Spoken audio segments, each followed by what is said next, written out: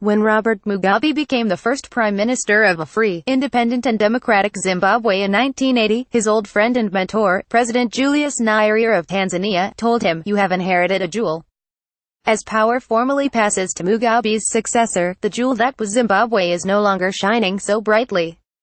It has become tarnished by decades of absolutism, which ended only when the military decided that the president's attempt to bequeath his country to his wife threatened to create a Mugabe family dynasty.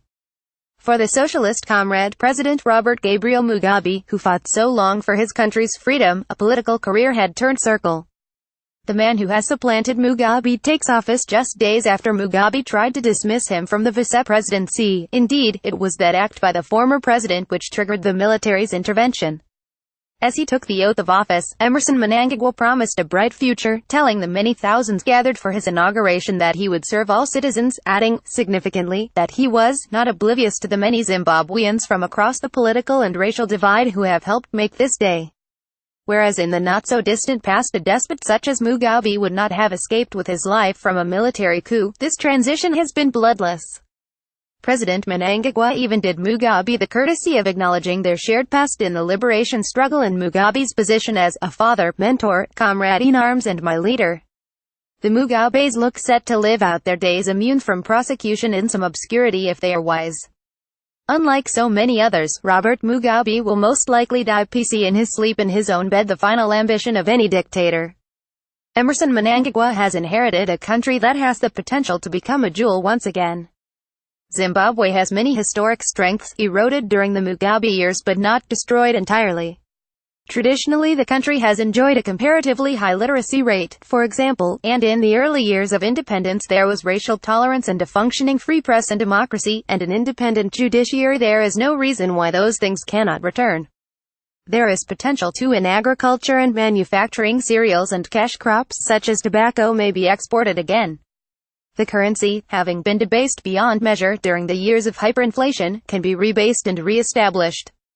What is needed is for President Mnangagwa and his colleagues to re-establish political rights, and to encourage a multi-party democracy to flourish once again. He needs to guarantee the human rights of every Zimbabwean, no matter what their racial, ethnic or tribal origins. He should also learn the lesson of Zimbabwe's many failed experiments in state control and make his country a welcoming place to do business and to invest. In the Southern African Development Community, the African Union, and the Commonwealth, Zimbabwe can count on many friends and supporters willing to participate in Zimbabwe's future. Post-Mugabe, Mnangagwa's greatest immediate asset is international goodwill. Still, Emmerson Mnangagwa is no Nelson Mandela. He is said to have been in charge of the North Korean-trained Zimbabwean security forces who carried out massacres in Matabele Island in 1984, which were a thinly disguised attack by Mugabe's Shona on the rival Ndebele people and their leader, Joshua Nkomo, once Mugabe's fellow freedom fighter and vice-president.